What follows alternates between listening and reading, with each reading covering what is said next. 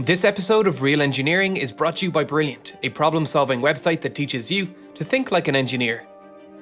One of the biggest challenges facing mankind today is our quest to transition to renewable energy.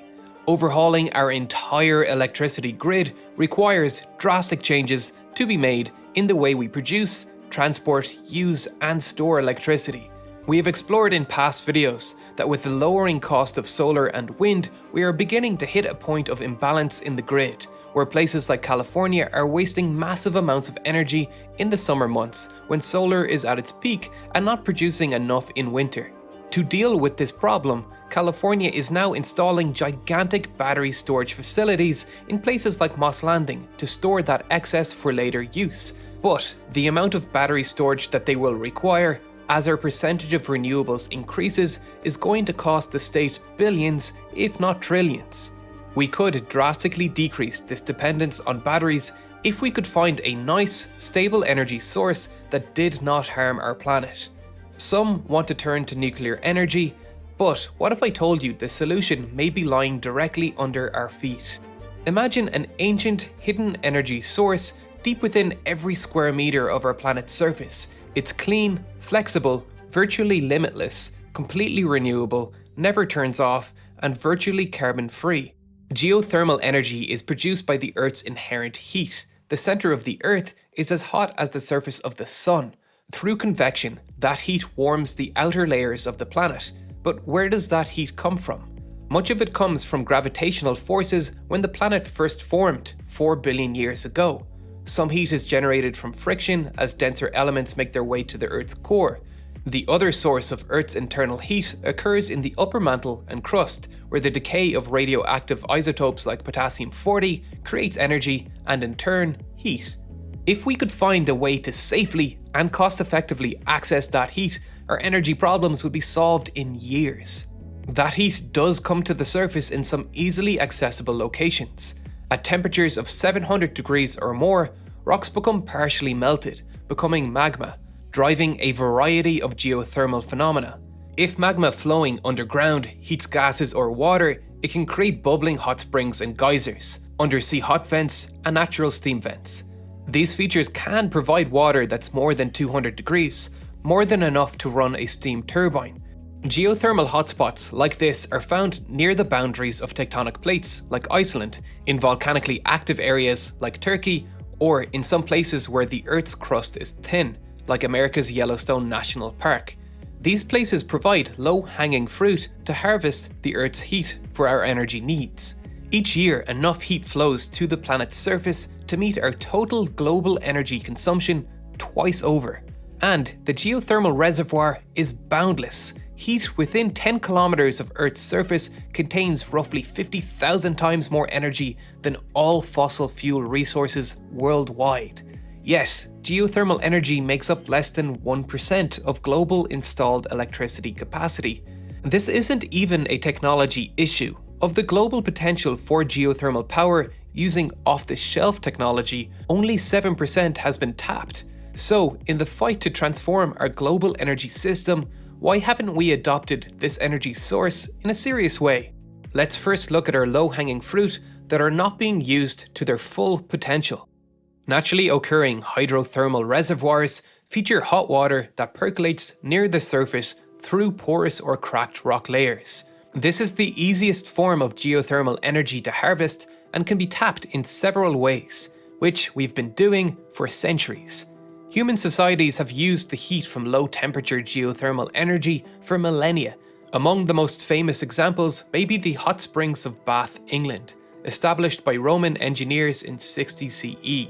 Here, 1 million litres of water percolates to the city centre of Bath every day at a temperature of about 45 degrees, heating recreational baths and heating some buildings. This hot water replenishes itself as rain that falls in nearby hills seeps through porous limestone deep underground where it is heated and rises back to the surface. But convenient locations like this, where the right combination of a water cycle with porous rocks underground and a heat source close enough to the surface to heat it, are rare, and ones that can provide water with enough heat and pressure to run a steam turbine are even rarer. This particular source is not suitable as 45 degrees is far off the lowest temperature we can employ. There are 3 basic types of geothermal energy generators. All 3 share the same basic idea. Take hot water or steam from a geothermal reservoir and run it through a steam turbine where it loses energy and condenses before being pumped back underground to keep the cycle going. Dry steam generators take the steam directly from the source to run the turbine. A flash steam power plant takes extremely hot water under pressure above 100 degrees and expands it quickly to lower its boiling point and turn it to steam to run the steam turbine. These both require higher temperature sources that are rare but are relatively common in geothermally active regions like Iceland, Italy, Austria, and around the Pacific Ring of Fire, and in these locations, geothermal energy is common and is expected to grow as much as 28% in the next 4 years, with countries in Southeast Asia expected to see the largest growths, like Indonesia and the Philippines. But we want to exploit geothermal energy outside of these regions. No matter how much power we extract, we can't transport it far before power losses due to resistance in the cables saps it away. The third type of generator provides the highest potential for expanding geothermal energy as it can utilize the lowest temperature sources. This system is called a binary cycle system.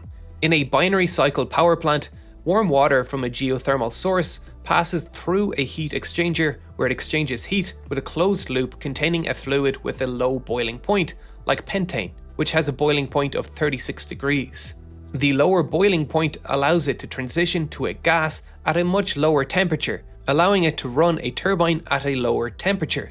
This system has allowed countries like Germany, which lacks any shallow depth geothermal resources, to grow their geothermal energy market in recent years, with temperatures as low as 100 degrees Celsius being utilized. That figure is important because the higher the temperature, the deeper we have to drill. Different areas have different geothermal gradients, which is a measure of how quickly temperatures rise as we drill down.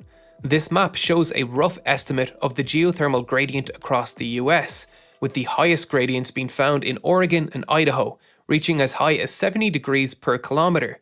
This is important as to access this heat in areas where it doesn't naturally come to the surface in an accessible way, we need to drill down, and the further we need to drill, the more expensive it becomes. Typically, we have only used geothermal resources where the natural permeability of the rocks allows a convective heat cycle. But a new technology by the name of Enhanced Geothermal Systems, or EGS, may open the door to geothermal energy in more regions. It works like this.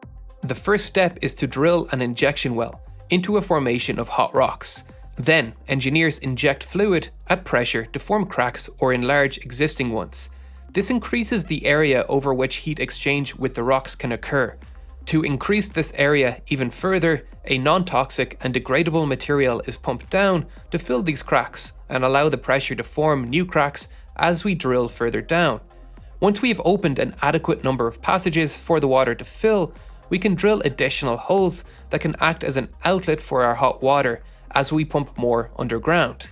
A report by MIT in 2006 found that EGS could provide electricity at a cost as low as 3.9 cents per kilowatt hour, roughly equivalent to a coal-fired power plant. The United States government estimates that new geothermal power plants could produce 60 gigawatts of electric power on American soil by 2050, mostly through EGS systems. Now, I know what you are thinking. This sounds a lot like the controversial practice of fracking, but it doesn't use toxic fracking fluid, which can seep into our water cycle. It uses water and some safe additives. But it's not all plain sailing. To make this work, we need to create great volumes of fractures and cracks, and this can have some disastrous consequences. In 2017, drilling at a proposed site for EGS in Pohang, South Korea is thought to have triggered an earthquake of 5.4 magnitude that injured 135 people. A previous incident occurred at an EGS plant in Basel, Switzerland in 2006, when drilling may have caused a quake of magnitude 3.4 and several buildings were damaged. Both projects were cancelled as a result. Red tape is a huge obstacle for geothermal energy. In the United States, for example, there's less environmental paperwork and fewer approvals required for drilling for oil than drilling a geothermal well. Tax credits for wind and solar power projects are 30%, while the tax credit for geothermal is only 10%. On top of all this, drilling is very expensive, and, as we have seen, doesn't guarantee a successful geothermal plant. You could waste months of your time digging a 2-kilometer hole in the ground, and the productivity of the well could be too small to make the project worthwhile. This makes it difficult to find investors willing to bet their money on it. It simply makes more sense to invest in solar and wind. Despite the challenges, there's real hope for expanding geothermal energy. The industry can build off of recent improvements in drilling technology. Engineers are developing new kinds of drills for geothermal wells and better techniques for cementing wells drilled into hot rocks. The earthquake risk is real, but engineers have protocols for monitoring with seismometers to ensure that the seismic risk can be assessed early on. In the case of the Basel accident, the EGS facility was located over a seismic fault due to the proximity of hot rocks to the surface. Once the shaking started, fluid injection was halted immediately. So far, geothermal projects haven't attracted strong political support in the West, but they also haven't managed to draw major opposition, suggesting that easing permitting rules for the technology may not be so challenging. As commercial interest in this clean energy source rises, political support for it should follow, especially if some smart politician realizes that it can be a rallying call for getting out of work oil drilling techs back to work. Sometimes the struggle to convert the global energy system to renewables can seem out of reach and feel hopeless, but in the case of geothermal energy, there's an exciting source of electricity and heat that could power our future, and it's right below our feet. As I said at the start of the video, much of the energy present within the Earth is formed as a result of gravitational forces. You can learn everything gravity is capable of by taking this course on Brilliant.